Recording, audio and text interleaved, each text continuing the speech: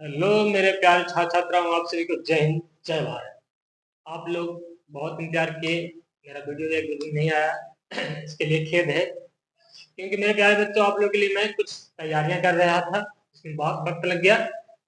तो मैं ज़्यादा नहीं बताना चाहूँगा। आप लोग मॉडल सेट देखे होंगे, तो मैं मॉडल सेट का सॉल्यूशन लेके आया। मेरे प्यारे बच्चे, बहुत सारे बच्चे लोग टेंशन लेते थे कि सर बहुत सारा क्वेश्चन ऐसा है जो सॉल्व नहीं हो रहा है, उसके लिए हम क्या करें। तो मेरे प्यारे बच्चों, कुछ क्वेश्चन ऐसा है जो ऑलरेडी मेरा वीडियो बना हुआ है, उसको देख के आप समझ सकते हैं। और जिनको नहीं पता है उनको मैं बताना चाहता हूँ, इसमें फुल सॉल्यूशन आ गया है। तो मेरा इस वीडियो में बने रहें और पूरा देखें, फिर मिलते हैं।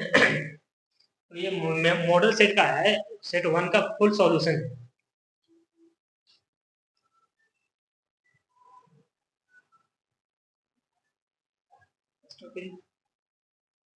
क्या है, अब हम लोग धीरे धीरे आगे की ओर बढ़ते हैं और फुल सॉल्यूशन को देखने की कोशिश करते हैं।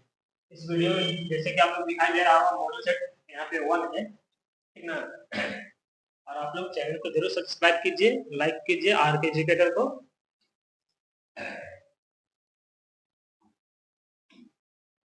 चलिए, अब हम लोग एक एक करके सॉल्यूशन देखने की कोशिश करते हैं। ये शॉर्ट आंसर है, ज्यादा लंबा नहीं है।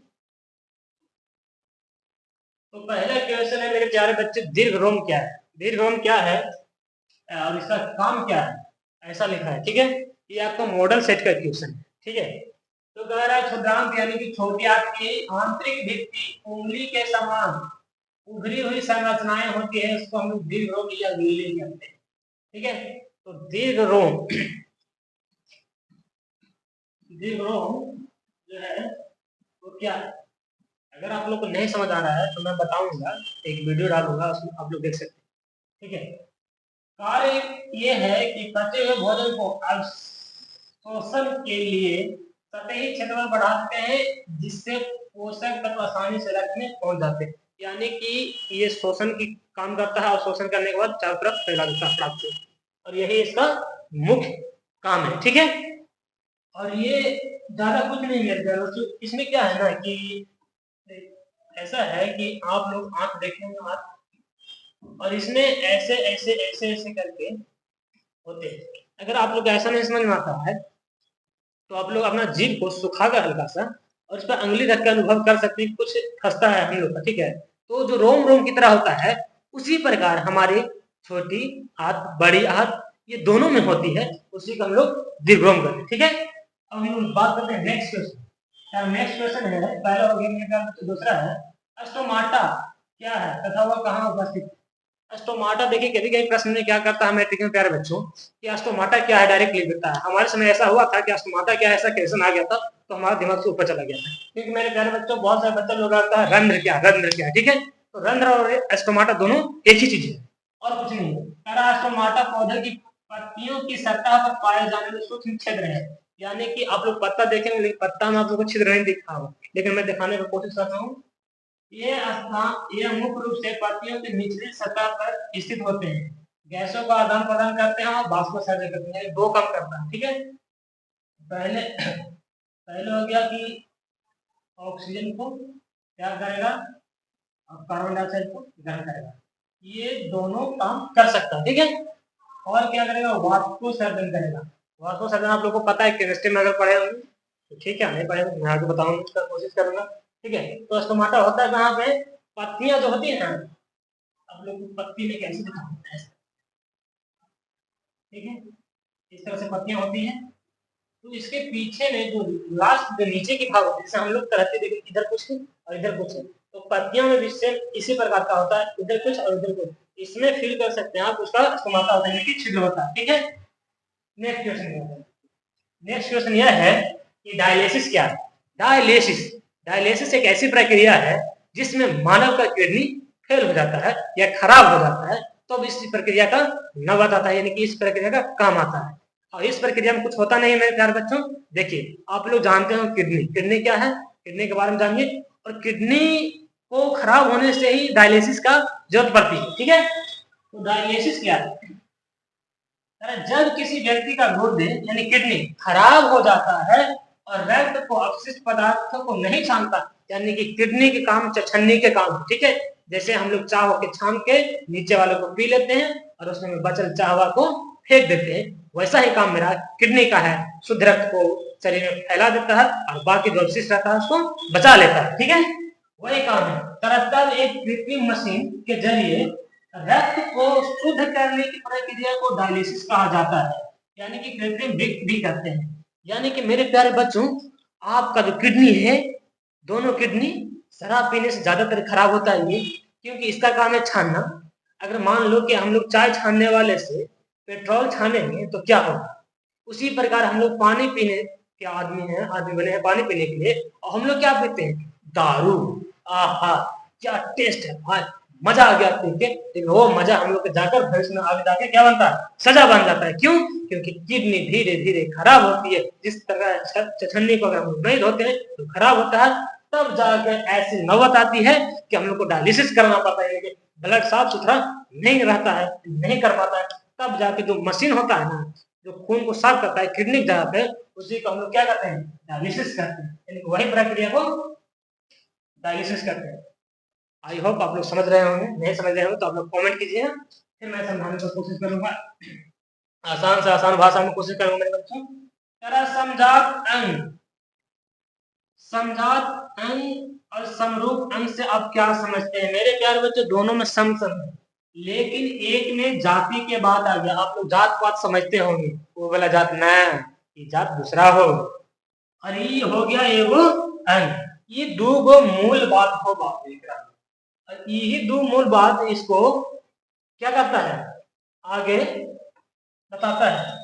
कि देखिए ध्यान क्या है कि समजात जो अंग है ना, समजात अंग जातीय वाला जो अंग है, वे अंग उनकी मूल संरचना तथा उत्पत्ति में समान होते हैं, यानी देखे में एक जैसे होते हैं, लेकिन उधर काम अलग अलग होता है। कार्य जो लिखल है तो काम, ठीक, ओकर काम अलग अलग हो। जैसे में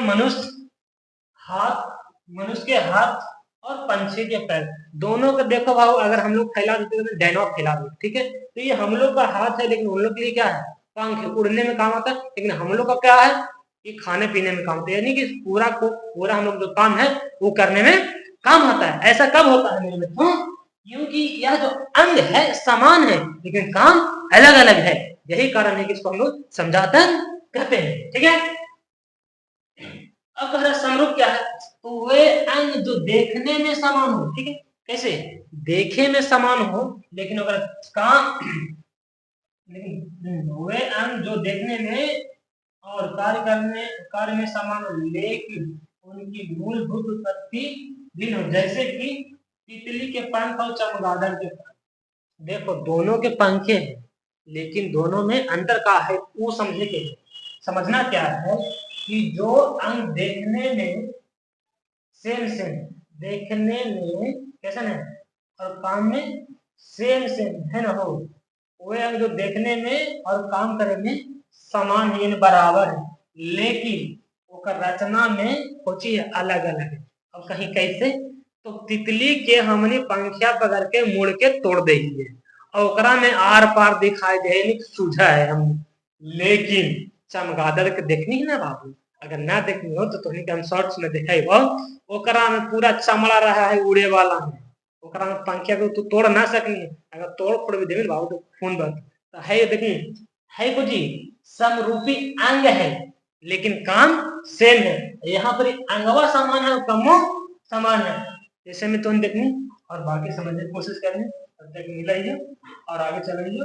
अगला क्वेश्चन का हो दीर्घ उत्तरीय प्रश्न, यानी कि और एराम दूगो एगो क्वेश्चन हो जे हो, ये सब मॉडल सेट के क्वेश्चन हो बाबू। तो के अगर लगे तो कि ये ऐसे हो तो जाके मॉडल सेटवा जाके देखो, तब तो के समझ में तो कि का, ठीक ना। हम ऐसी ना ज्ञान दे रहे थे, एकदम मैट्रिक में भीड़े वाला प्रश्न हो जे गेस कर गए 2026 में आई तो ऐसा प्रश्न होगा। अब हो कि लैंगिक अलैंगिक जन्म में 5 अंतर लिखे। अब तुमको इससे पहले जानना हो कि लैंगिक जन्म किसे कहते हैं, अलैंगिक जन्म किसे कहते हैं।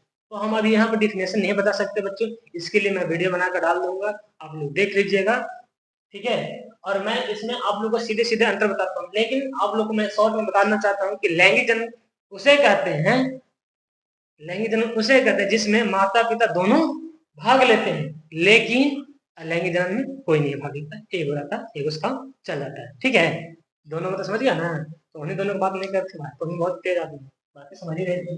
अब देख, ये लैंगिक जनन हो गया, इंग्लिश में तो मत ध्यान दिया भाई, हिंदी मीडियम क्या, ठीक ना, यहाँ लिखा है सेक्सुअल रिप्रोडक्शन, ठीक है, यही हो गया लैंगिक जनन, ठीक, दोनों जनने हो। अब पोती हो जे तोरा बतैलिए बाबू, अगर परिभाषा ना याद हो तो देख, लैंगिक जनन हो या नर मादा युग्मकों को संजन होता है, यानी दोनों मिलता है, बाकी सब युग्मकों का संलयन यहाँ पे नहीं होता है क्योंकि ये अकेले होता है, ठीक है ना, ये कैसे होता है, अकेले होता है, ये सिंगल होता है, ये आनुवंशिक विविधता में उत्पन्न होता है, यानी कि जेनेटिक्स सिखाते हैं ना बाबू, तो बकौल लक्षणीय मिला, लक्षणीय कैसे मिला होगा, बापा दादा ओकरे वाला तो लैंगिक जनन हो, इसीलिए ओकर लक्षणीय ओकरा से मिला, लेकिन इसमें ऐसा नहीं होता है, संतान माता पिता के समान होते हैं, मतलब ओकरे जैसा होता है, लेकिन समझ रहे हो, यह प्रक्रिया जटिल, कैसे जटिल प्रक्रिया हो, यानी कि हमने जैसे आदमी बनना एक बहुत जटिल काम हो, आजकल तो सस्ता हो भाई, साइंस है, कोई दिक्कत नहीं, तो डिजाइन करवाएंगे अपने बाल बच्चा को, डिजाइन होवे लगे, जैसा मन करता हो वैसा ड्राइंग कर सब डीएनए छेड़ा होता है, और यह प्रक्रिया सरल क्योंकि एक लिंग है ना, आसानी से कर लेता है, इसको कोई दिक्कत कर नहीं होता है, तो जाना है ना, एक आदमी के ड्रेस कर कितना पापड़ मिले पर है, ये लैंगिक जनन में हो तब, और जरा में कुछ पापड़ ना मिले पर तो लैंगिक जनन हो, ठीक ना, और संतान की संख्या कम होती है, किसमें, लैंगिक जनन में, लेकिन इसकी संतान की संख्या क्या होती है, अत्यधिक होती है, 40 बार से देखी ना भाई, तुरंत जी तो शरीर तुरंत बीमार पड़े, लंबा लंबा फैलता और तुरंत हो जाए, लेकिन ये सब को 6 महीना साल भर 9 महीना लगता, ता हमने जैसे एक प्रोडक्ट, बाकी तो हमने समझदार है, ठीक ना, और क्या है इसमें, देखो उदाहरण दिया है, मानव, पशु, फूलदार पौधे भी होते हैं, देख लो तो मेरा हो ना है, बहुत इधर चटा पट रहा, उधर मत देखो, यहाँ देखो, यहाँ उधर देख रहा है, देख लो ये ना तुझे लैंगिक जनन हो गया ना, अब तो ना तुझे यहाँ देखो अमीबा, इस इधर ये सब देखा है ना जी, दाम में लिंगी जीव है, कोई दिक्कत नहीं, मिलते नेक्स्ट वीडियो में, जय भारत।